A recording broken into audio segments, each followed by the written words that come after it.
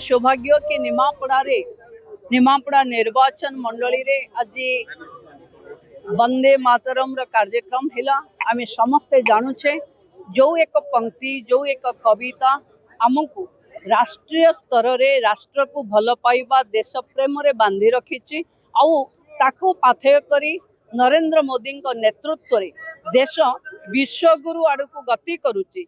से भली एक पंक्ति को लेखिथिबा आनंद मठरे लेखिथिबा बंकिम चंद्रंकर आज ये पंक्ति लेखा हबार ये हूँ 150 वर्षर पूर्ति।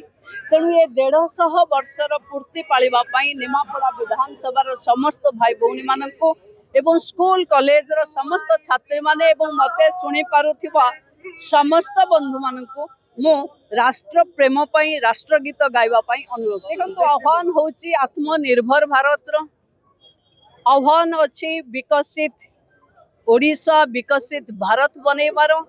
जदि आमे स्वदेशी को प्राथमिकता दबानी आम देशर भाषा को प्राथमिकता दबानी आम लोकाली उत्पादित सामग्री को ग्लोबाली पहुंचेबा पई प्रतिज्ञा करबानी ताहले देश एक नंबर हबारे काले रोकी हे जीवो। तेणु आत्मनिर्भर भारत पई स्वदेशी को अपनेबा पई देशर आह्वान अछि।